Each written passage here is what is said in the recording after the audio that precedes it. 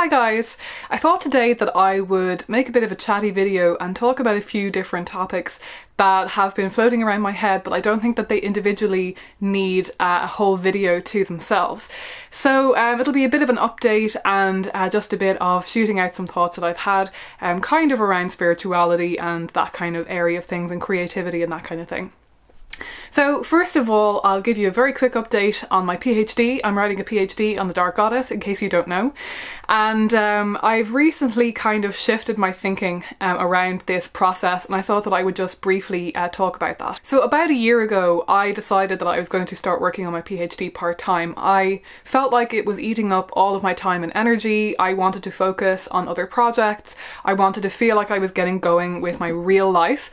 And so I decided to officially, well, actually technically unofficially, but officially in my own mind and in the eyes of my supervisors, take a step back and work on it only about 2 or 3 days a week instead of 5 days a week.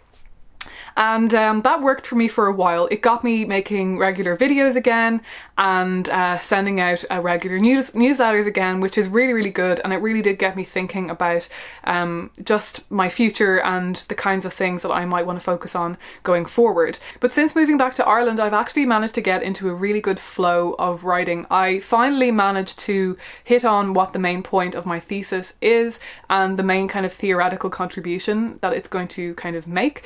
And once I got into that flow, I realised two things. I realised that I really wanted to kind of keep that momentum going, and I also realised that the closer it gets to the deadline, I have less than a year now before I have like my absolute final deadline, and the closer it gets to that deadline, the more I kind of just feel that I can't really kind of sink my teeth into a new project. So any of the new projects that I really want to kind of focus on are going to require a lot of time and energy and motivation.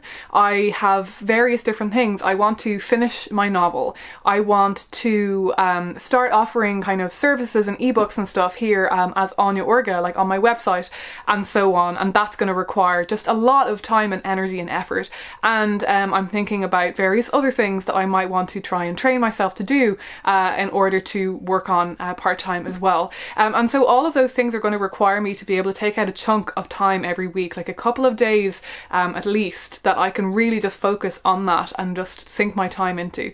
And I feel like with the PhD kind of hanging over my head, I've been kind of incapable of really giving the time and dedicating that time that I really want to those projects, because I don't want to stop making YouTube videos, and that takes up a certain amount of time out of the week. And yeah, I also just don't want to lose momentum with the PhD.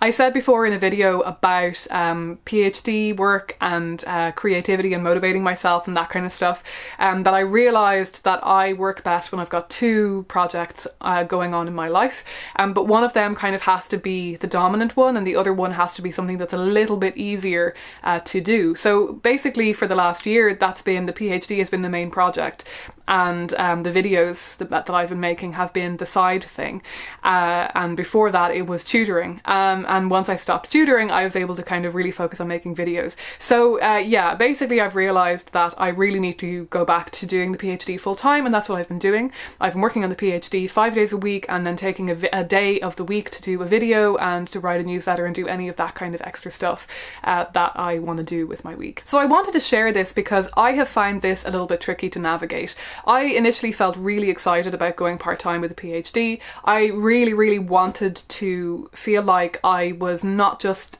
using all of this time just to do a PhD, because at the end of it I don't want to go into academia. There's nothing that I need this PhD for, and so I wanted to finish the PhD and also have just be able to hit the ground running, because I had also kind of been working on the business that maybe I was already earning a bit of money, and that I felt like I'd already built up some momentum in that. And coming to the realization that that was just not going to work was a little bit of a hard pill to swallow, because it kind of made me feel like, okay, there's no way that I am going to be able to really get started on this until I'm a little bit older and a little bit further down the line that I kind of hoped I would be. It's going to mean that I'm still going to be a broke student for a bit longer than I had hoped, but at the same time I think I also just needed to get real with myself about how my energy levels really work, how my creativity really works, and to maybe accept that yes, I do need to just sink a lot of time and energy and motivation into one project at a time, really. I think it's always good to have other things to kind of break up my time. That just seems to work for me. I just seem to work better when I don't have sort of an infinity of time to spend on a project. So having a part-time job, having YouTube videos to do, I think I might find that that works well for me. But I think having one big creative project on the go at once is honestly probably enough, and I wonder if most people maybe are like that too. Maybe some people can juggle lots of projects at the same time, but I just feel like in order to really get into that state of flow and be able to really keep up the momentum, I'm finding that I actually have to be realistic and accept that it's going to have to be a one project at a time kind of thing. And that can change every month maybe, but for the moment I'm realizing, yeah, this is what I need to do. So on the bright side, this is exciting because it means I'm going to finish my PhD a lot sooner than I had initially anticipated.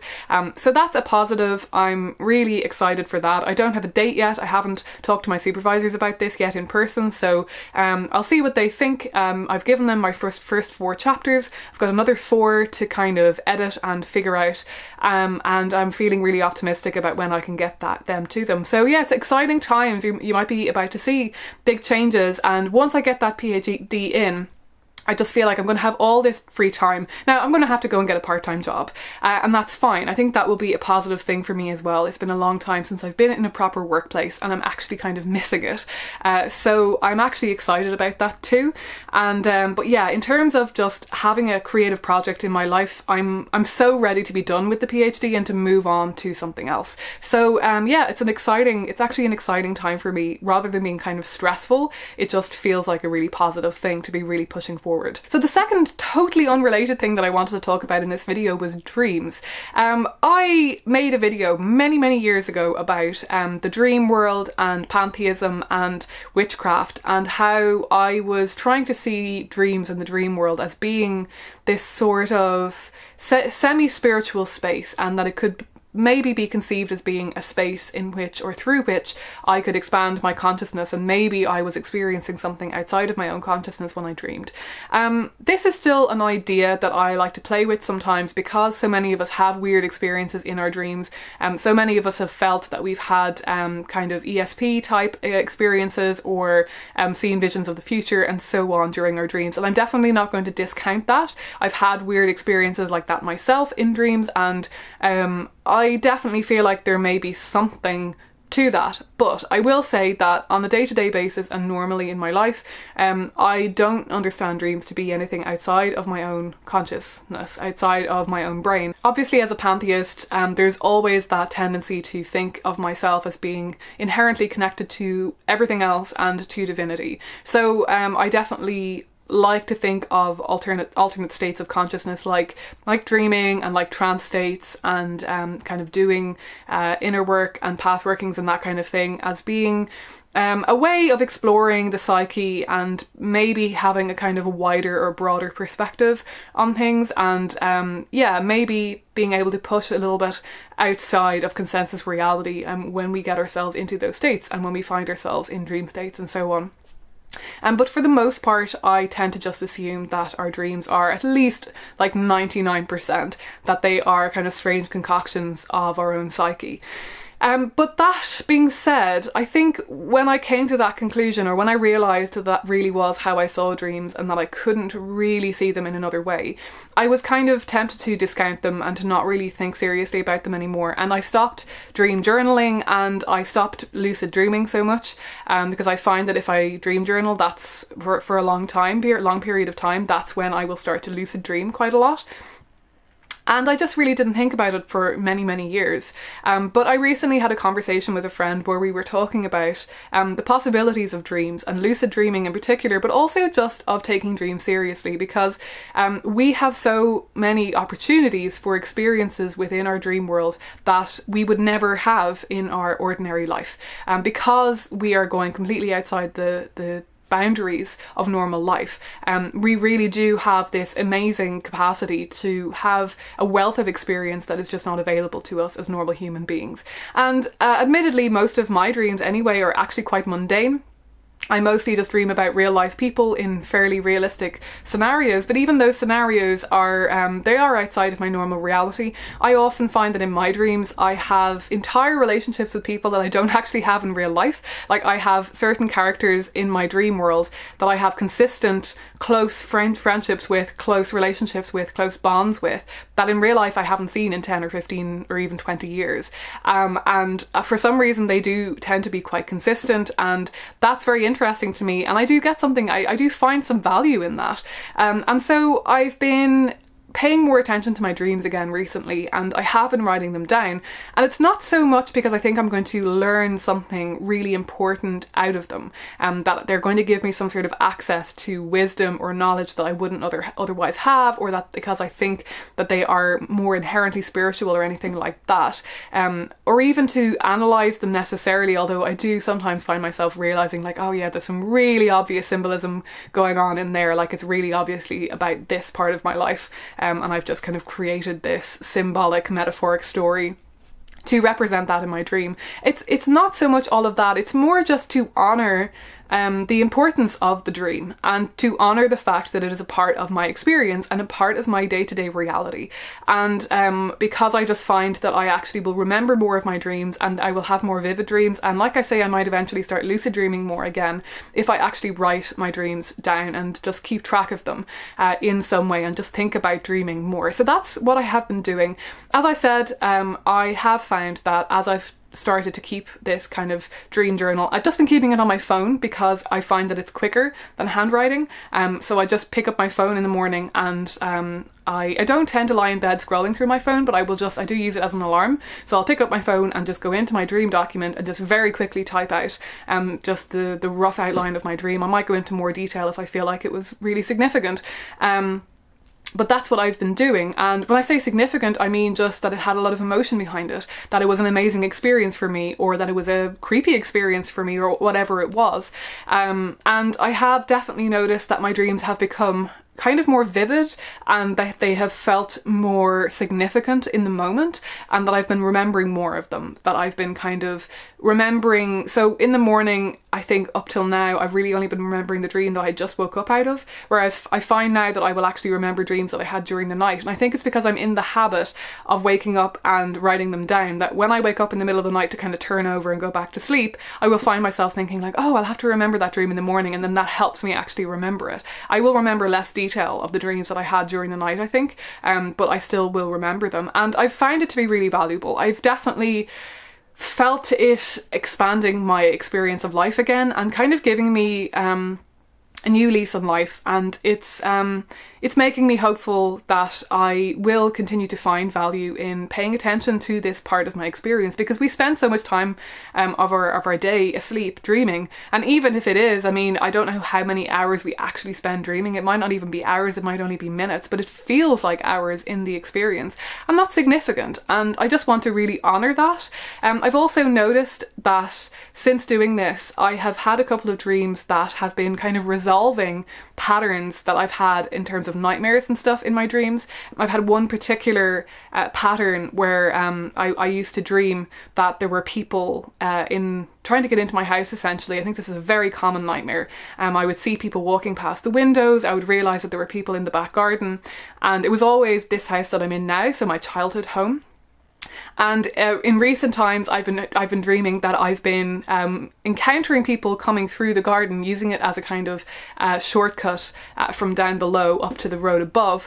But I've been confronting those characters. I've been stopping them and calling out to them, and telling them that I was going to call the police, and that they can't do this, and that this is my property, and that they're not allowed to be in it. I find that really interesting. So there's been things like that happening in the dreams that I think, oh, this is interesting. I wonder if it's because I'm paying more attention to them, but also it just makes me wonder, have I just grown as a person? Have I gained more confidence in recent years? I don't know, I find that interesting that there is this kind of linearity to my dream world in terms of my entire life, that I might go through a phase of having one kind of dream, but then that later on down the line my brain is kind of going, okay, no, we're going to resolve this kind of issue, and we're going to find a way of dealing with this feeling of I don't know exactly where it comes from. It's a pretty classic anxiety dream, I guess, but just feeling put upon, or feeling like you can't control your environment, control your life, control yourself, and it seems that I'm learning to erect boundaries. I'm learning how to control my space and control myself and keep myself safe from intruders and so on.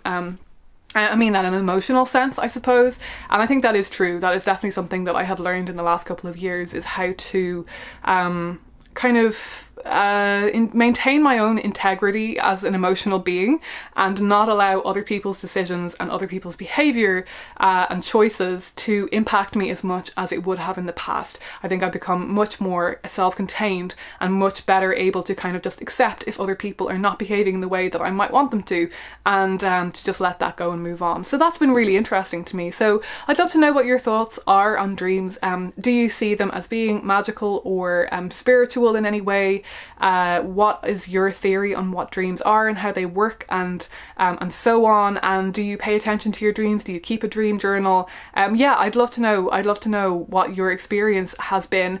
And yeah, I might make another video on this in the future, probably not anytime soon, but if I find that this continues to change, I would love to start lucid dreaming again. I used to lucid dream a couple of times a week, and I'd love to go back to doing that, because again, it's just a very different kind of form of consciousness that I don't have access to through any other means, and I'd love to have that to explore as part of my reality. So yeah, thanks for watching, and yeah, leave your questions and comments down below, and I'll talk to you again soon.